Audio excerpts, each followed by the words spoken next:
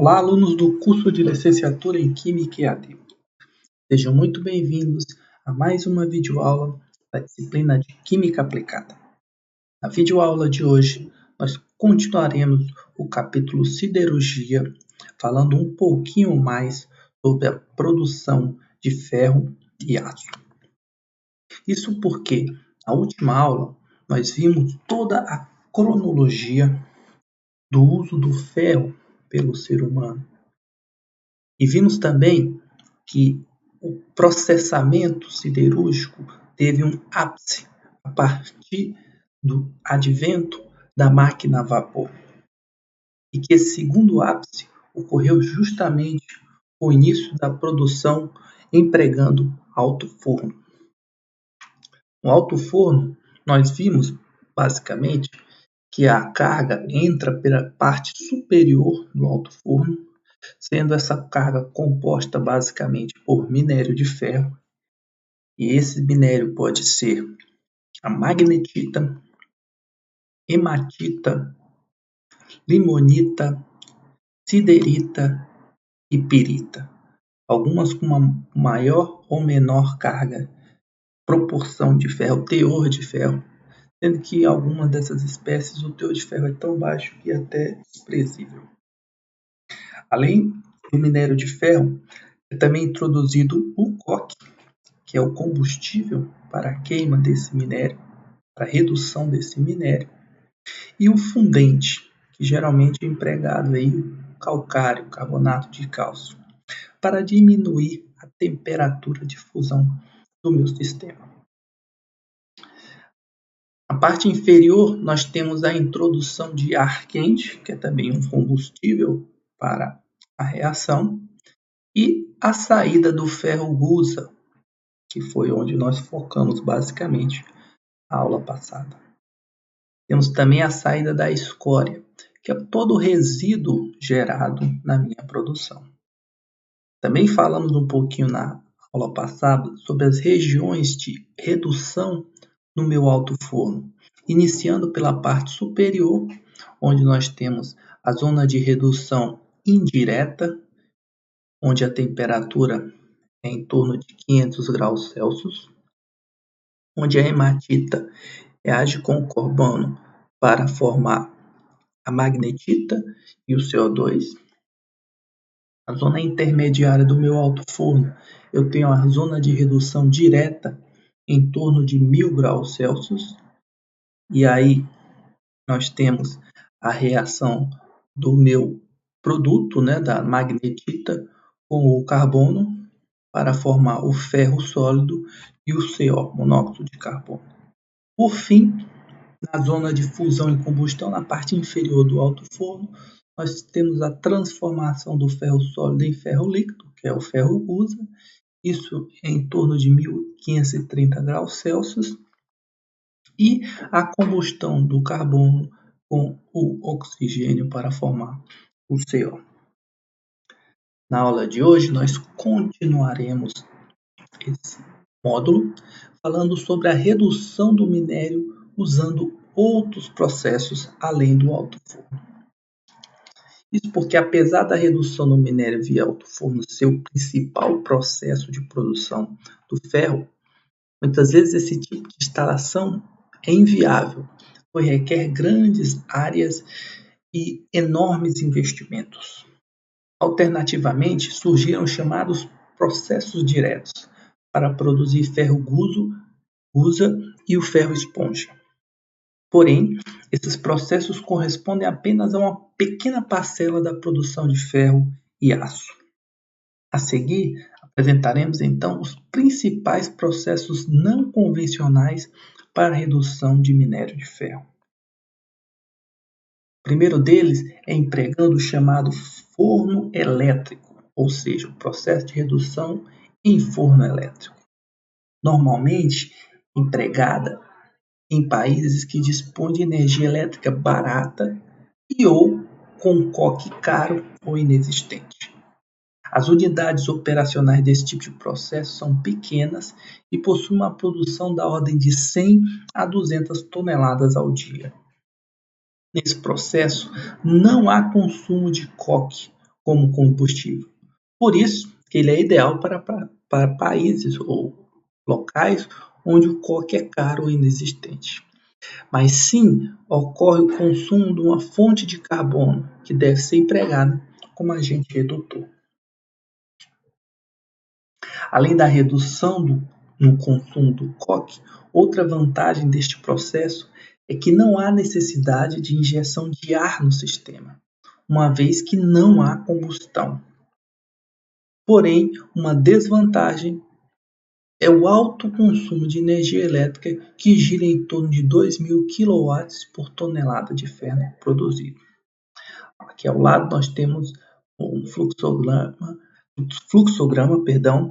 da produção, da redução do minério de ferro em um forno elétrico, que basicamente esse processo ocorre com a utilização de eletrodos, como vocês podem ver nessa imagem.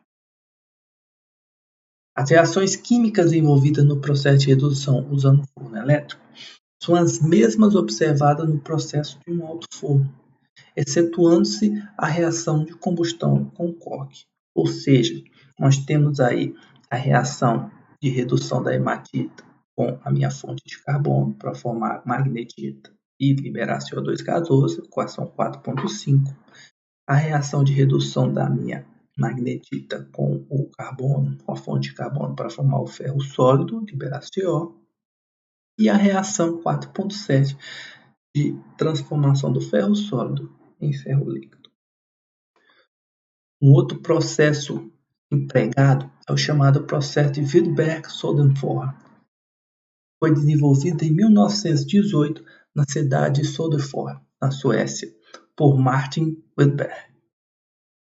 O processo se baseia na redução direta do minério de ferro para a obtenção do ferro esponja.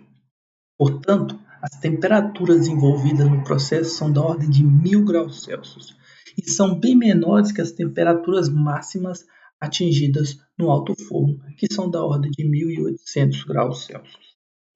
Nesse processo, são usados dois agentes redutores, o gás hidrogênio e o monóxido de carbono, na proporção de 1:2, respectivamente. Os gases redutores são formados em uma torre adjacente chamada carburator, que é aquecida eletricamente usando dois eletrodos de grafita.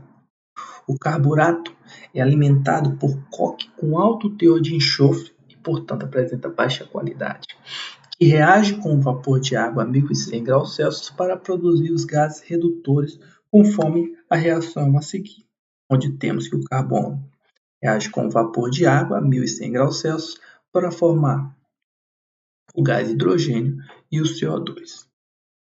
Essa reação tem um ΔH de mais 35 kcal por mol a menos 1, portanto a reação endotérmica, ela libera calor, e tem um ΔG de menos 15 calorias por mol, ou seja, um ΔG negativo, reação espontânea.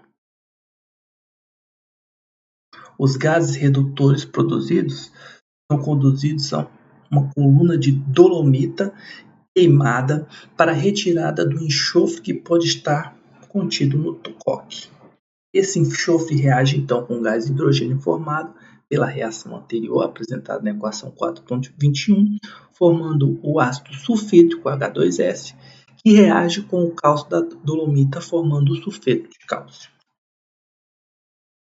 Após a retirada então do enxofre, a mistura redutora é encaminhada para o forno de redução, onde reage com o minério em um sistema a contracorrente. Temos, portanto, a hematita reagindo com o CO para formar o óxido de ferro e o monóxido de carbono a 900 graus Celsius, equação 4.22. E a hematita reagindo com o meu gás de hidrogênio, também a 900 graus Celsius, para formar o óxido de ferro mais o vapor de água. Como ocorre no alto forno, a mistura também entra pela parte inferior do forno e a carga entra pela parte superior.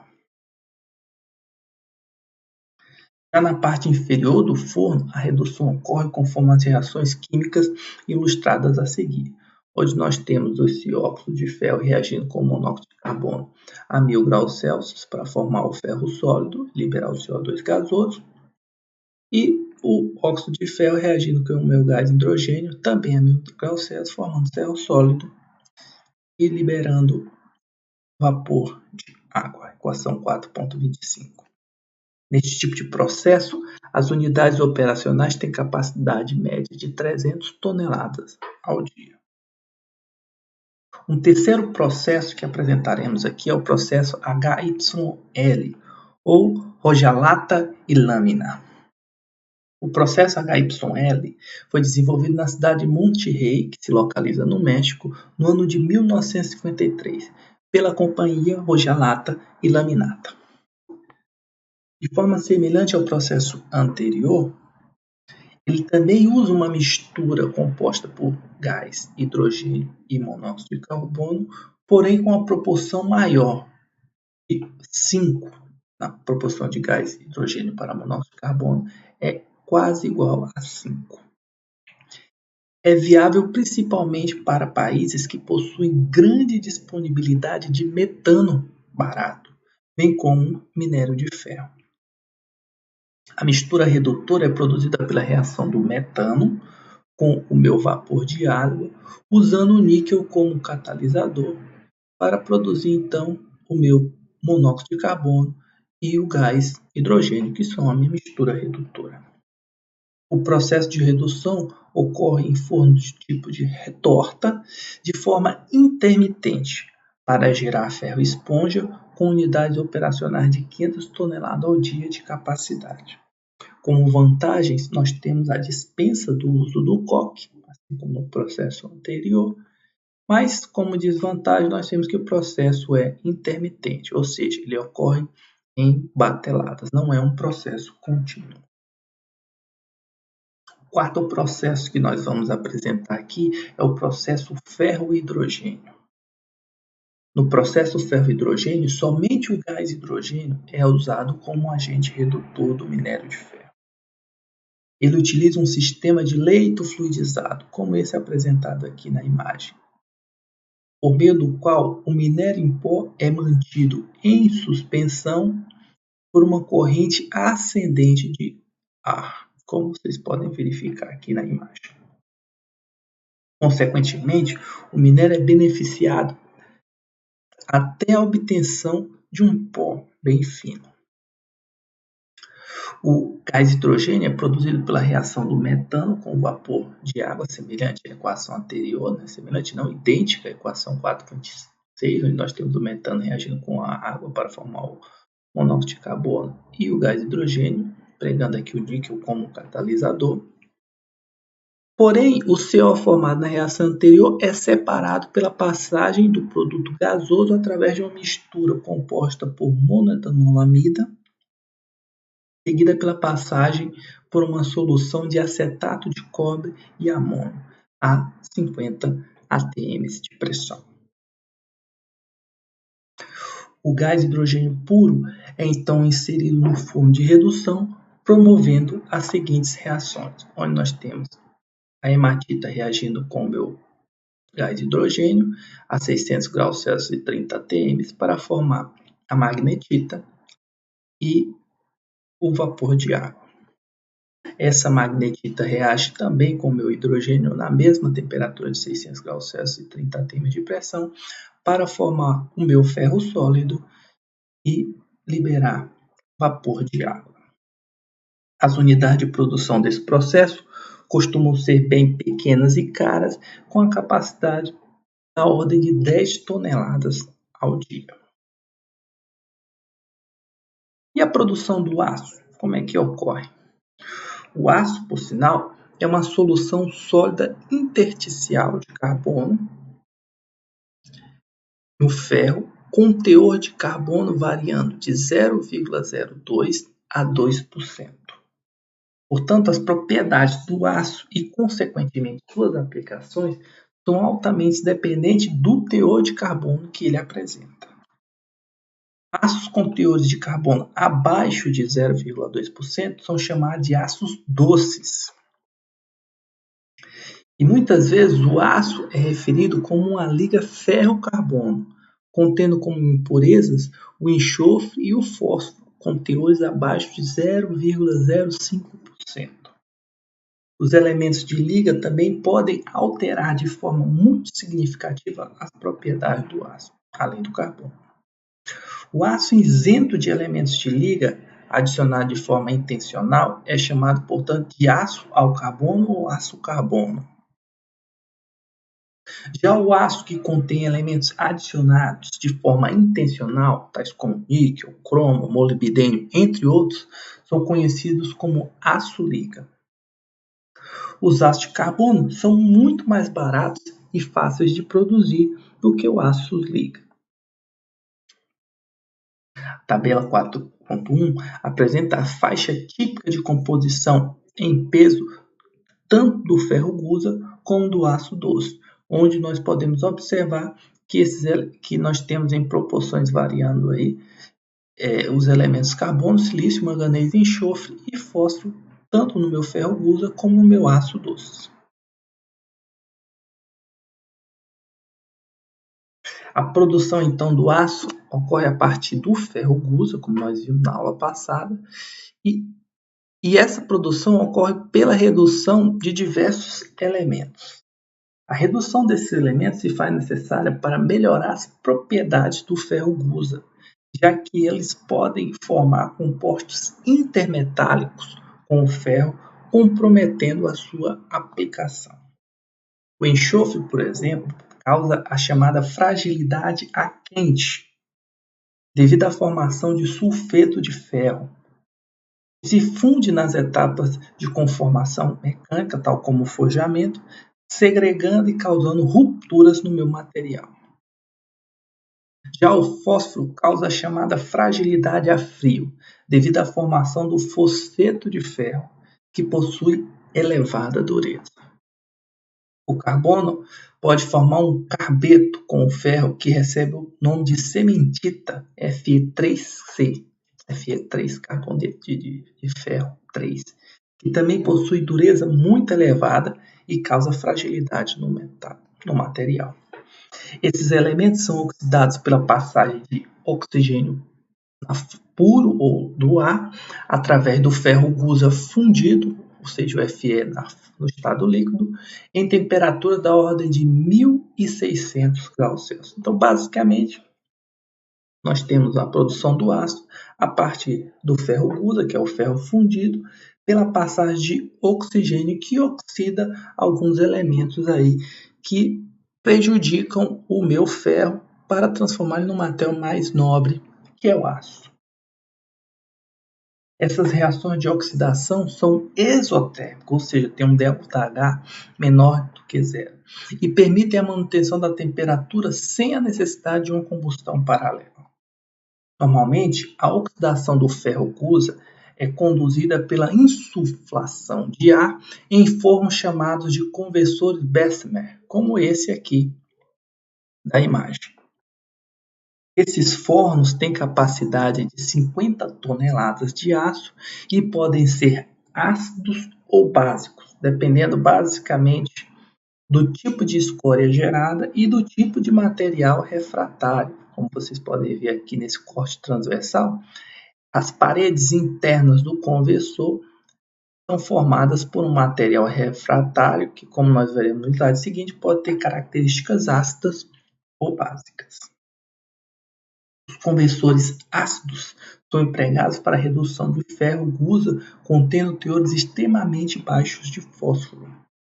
Nesse caso, o tipo de escória formada é ácida e os tijolos refratários que devem ser usados também são ácidos, geralmente à base de sílica, SiO2. Já o ferro gusa contendo elevado teor de fósforo usa um conversor com tijolos refratários básicos, à base de dolomita ou magnesita, pois a escória básica é formada pela adição de cal como fundente para a retirada do fósforo. O tempo de oxidação, também chamado de período de sopragem, é de 15 minutos.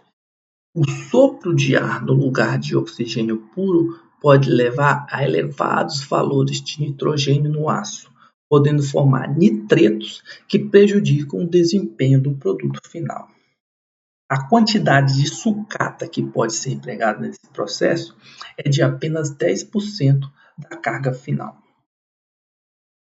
Por outro lado, a oxidação usando oxigênio puro leva mais tempo, porém permite aumentar a carga de sucata para até 20%. Os principais processos de oxidação em conversores que usam oxigênio puro, com capacidade de 50 a 100 toneladas, são, portanto, o processo LD, que foi desenvolvido na Áustria no início do século XX e se refere aos nomes das duas fábricas que foram as primeiras a utilizá-lo, a fábrica de Linz e a fábrica de Donawitz. Ele se assemelha ao processo Bessemer, como vocês podem ver, um gerador parecido ao Bessemer, exceto pelo fato do forno não apresentar caixa inferior de sopragem, que na verdade é feita através de uma lança de oxigênio, que é formada por um tubo oco introduzido na boca do forno. Como vocês podem ver aqui na imagem, nós temos então uma lança de oxigênio que sopra o meu combustível aqui no meu reator. No processo LD, nós temos aqui uma emulsão formada por gás e escória, a escória na parte superior e o meu aço em circulação dentro do conversor. O processo LD foi um dos primeiros a ser utilizado no Espírito Santo na antiga Companhia Siderúrgica de Tubarão, a CST, atual ArcelorMittal, e opera com esse tipo de processo, e operou com esse tipo de processo em suas aciarias, que são as etapas de produção do aço. Um outro processo muito empregado na produção do aço é o chamado processo caldo, que deriva do processo LD com rotação, como vocês podem ver aqui na imagem, ocorre uma rotação do forno, o que permite uma maior homogeneização do banho de ferro gusa que se oxida a aço. Ele foi desenvolvido na Suécia, na cidade de Domnarvet, pelo professor Collin, que uniu as primeiras sílabas de seu nome à primeira sílaba da cidade para nomeá-lo de caldo. O terceiro processo é o processo rotor, que é mais eficiente dos processos usando oxigênio puro, e também deriva do processo caldo com um forno giratório e duas lanças para soprar oxigênio. A diferença aqui basicamente é que ele utiliza duas lanças e um forno giratório. Fusão do processo caldo com o processo anterior. Ele permite carregar o forno com até 30% de sucata. Um quarto processo muito empregado é o processo spray, se baseia na oxidação gota a gota do ferro gusa e por isso apresenta altíssima eficiência, contudo o custo do aço produzido por esse processo é extremamente elevado. Um quinto processo que merece destaque aqui é o processo Siemens-Martin, produção de aço, que foi desenvolvido simultaneamente por Siemens na Alemanha e por Martin na França, e é muito utilizado para reciclar grandes quantidades de sucata, permitindo o uso de até 60% de carga de sucata. Porém, faz necessária a queima de combustível para se fundir a carga. O forno possui um sistema de regeneração de calor, operando de forma alternada para aumentar a eficiência térmica do processo. Assim, a capacidade do processo é da ordem de 500 a 600 toneladas e seu tempo de operação varia de 8 a 16 horas. Por fim, nós temos aqui o processo com forno a arco elétrico, que produz aço de maior qualidade, operando com carga composta apenas de sucata, necessitando, portanto, de grandes quantidades de energia elétrica. A fusão da carga se dá pela formação de um arco elétrico entre 3 eletrodos de grafite pirolítico e a carga sólida. Nós temos aqui então a introdução da carga nessa parte lateral. Nós temos os 3 eletrodos de grafite pirolítico gerando então o meu arco elétrico que promove a fusão da carga. Essa fusão dá origem então ao meu aço fundido. Na parte superior do aço nós temos a formação da escória e o material é retirado então, o produto final, por essa saída lateral. Sua capacidade é da ordem de 10 a 50 toneladas e seu tempo de operação varia de 1 a 2 horas. Atividade então online de nível 1 para esse módulo versa sobre as questões 1 a 3 da página 68 e devem ser entregues até às 23 horas e 51 minutos do dia 15 de maio de 2018. Temos também a postagem de atividade nível 3, capítulo 4, questões 1 a 10, página 68, e devem ser postadas também até às 23 horas e 55 minutos do dia 15 de maio de 2018. Desejo então a todos uma ótima semana. Nos vemos aí na próxima videoaula. Até lá!